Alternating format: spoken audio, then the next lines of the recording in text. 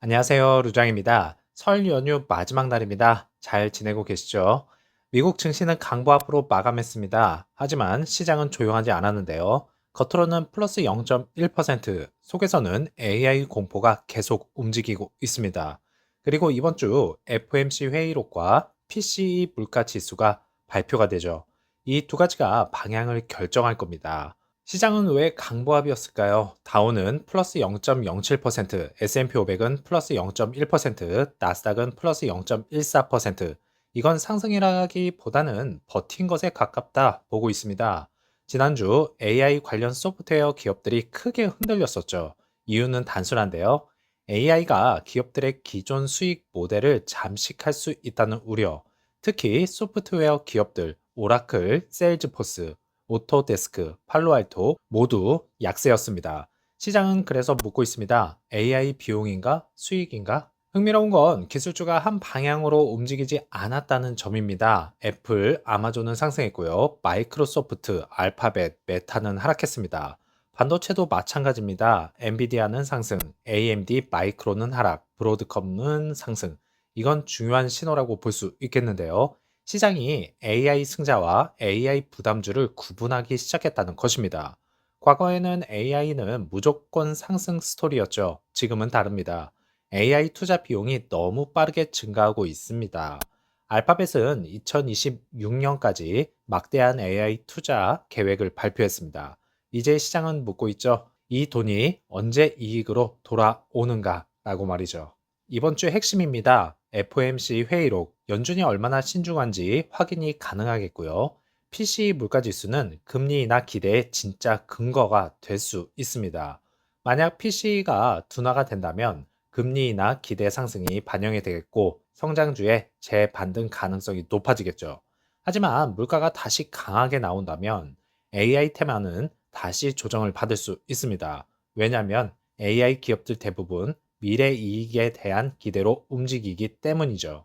금리가 높을수록 미래 가치 할인 폭은 커지게 되어 있습니다. 자, 그래서 AI 공포는 진짜 위기인가 냉정하게 한번 짚어봅시다. 이건 2022년 금리 쇼크 같은 구조적 붕괴는 아닙니다. 지금은요, 비용 구조 조정 구간과 밸류에이션 재평가 구간이죠. AI는 사라지지 않았습니다. 하지만 모든 기업이 AI 승자가 되지는 않습니다. 이건 2000년 닷컴 버블 이후와 유사하다고 보고 있죠. 인터넷은 살아남았지만 기업은 선별되었습니다. 그래서 시장은 늘 과장합니다. 하지만 결국 숫자로 돌아오게 되어 있죠. AI는 테마가 아니라 이제 비용 구조의 문제입니다.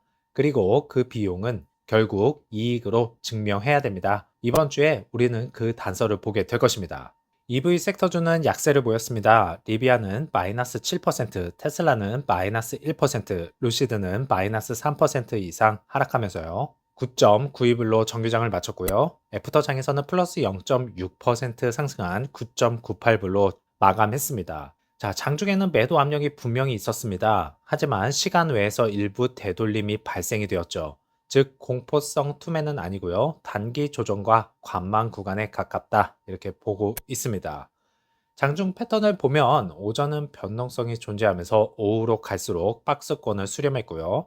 9.9불에서 10달러 구간에서 횡보했습니다.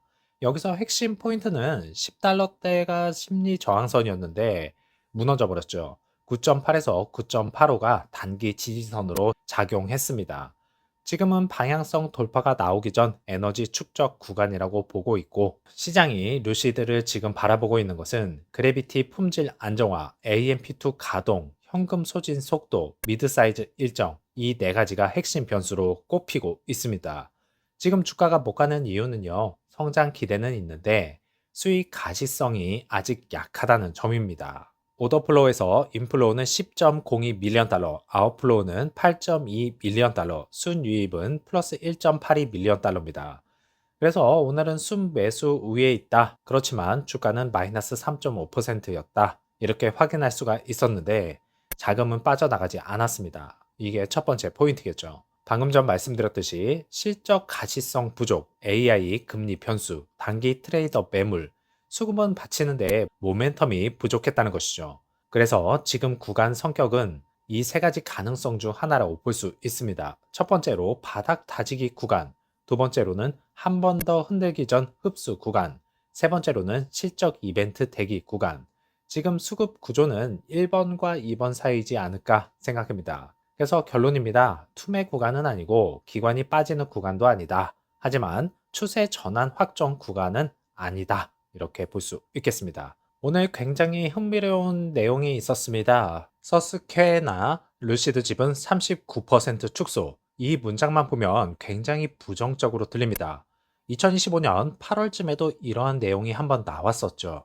그런데 진짜 중요한 건 다음 문장인데요. 그런데 진짜 중요한 것은 여기서 핵심 발언이었습니다. 대규모 옵션 포지션은 유지했다. 오늘은 이 구조를 제대로 한번 해석해 보겠습니다. 자, 이 회사부터 한번 알아봐야 되겠죠. 미국 대표적인 옵션 마켓 메이커이자 트레이딩 하우스입니다. 이들은요, 일반적인 장기 투자 기관과는 약간 다릅니다. 핵심 비즈니스는 방향성 투자가 아니라 변동성 공급이라고 합니다. 즉, 주식을 사서 오래 들고 가는 기관이 아니라 옵션 시장에서 유동성을 공급하는 플레이어라는 것이죠. 이 전제를 한번 깔고 봐야 됩니다. 현물 주식은 약 39% 줄였습니다. 하지만 풋 옵션은 약 704만 주, 콜 옵션은 약 734만 주, 거의 대칭 구조죠. 이게 의미하는 건 무엇일까요? 방향성 베팅이라면 풋만 늘리거나 콜만 늘렸을 겁니다. 하지만 지금 이 구조는 풋과 콜이 거의 균형적이죠. 이건 전형적인 델타 중립 전략, 마켓 메이킹 구조 가능성이 높습니다. 즉, 루시드가 폭락할 거다라는 베팅이라고 단정하기는 어렵다는 것이죠. 2025년 4분기 기준으로 보면 분위기가 다릅니다. UBS는요, 거의 2배를 확대했고요. 모건 스탠리는 3배 이상 확대, 다른 기관들도 65% 확대, 뱅가드와 블랙록도 포지션을 증가시켰습니다. 특히 모건 스탠리의 219% 확대는 가볍게 볼 숫자가 아닙니다. 이건 단순 트레이딩 자금이 아니라 자산 배분 차원의 포지션이라고 할 수 있겠습니다. 그래서 지금 루시드 구조는 이렇게 나뉩니다. 트레이딩 자금은 헤지펀드, 마켓 메이커, 단기 변동성 플레이어, 장기 자금은 연기금, 대형 자산 운용사, ETF 운용사. 지금 뉴스의 핵심은 트레이딩 자금 일부가 축소가 되고 있고 장기 자금은 확대가 되고 있다는 것입니다. 이건 구조적으로 보면 위험 자산 이탈 국면과는 다릅니다. 여기서 중요한 질문이죠. 그럼 이게 과연 바닥 신호일까요? 기관이 늘면 바닥일까요? 항상 그렇지는 않습니다. 기관도 틀릴 때가 있죠. 하지만 우리가 봐야 할 건 기관이 줄어드는 구간인가, 기관이 늘어나는 구간인가, 이것을 판단을 해야 됩니다. 하지만 지금은 후자입니다. 특히 블랙록이 역대 최고 보유량을 기록했다는 점은 의미가 정말 크죠. 옵션이 이렇게 크면 어떤 일이 생길까요? 감마 효과와 특정 가격대에서 변동성이 확대가 되고요. 10달러 전후에서 움직임이 제한이 됩니다. 즉 지금 9에서 10달러 박스권은 옵션 포지션과도 무관하지 않을 수 있습니다. 이 뉴스보다 더 중요한 건 현금 소진 속도와 크래비티 품질 안정화, AMP2 생산 램프업, 미드 사이즈 일정. 기관은 이 네 가지를 보고 있습니다. 옵션 포지션보다 이 네 가지가 더 중요하다고 볼 수 있겠죠. 그래서 지금 루시드는 완성된 기업이 아니라 완성 중인 기업입니다. 변동성은 분명히 있습니다. 또한 의심도 존재하죠. 하지만 중요한 건 자금의 방향과 구조입니다. 단기 트레이딩 자금은 오르내릴 수 있습니다. 그러나 장기 기관 자금이 자리를 지키거나 늘리고 있다는 점은 시장이 완전히 등을 돌린 상황은 아니라는 신호겠죠. 결국 주가는요, 뉴스가 아니라 실적으로 결정됩니다. 그래비티 안정화, 생산 램프업, 그리고 미드 사이즈 플랫폼, 이 세 가지가 숫자로 증명되는 순간 평가는 달라질 수 있습니다. 지금은 소음이 큰 구간이지만 구조는 아직 무너지지 않았습니다. 변동성은 두려움이 아니라 기회를 준비하는 시간일 수도 있습니다.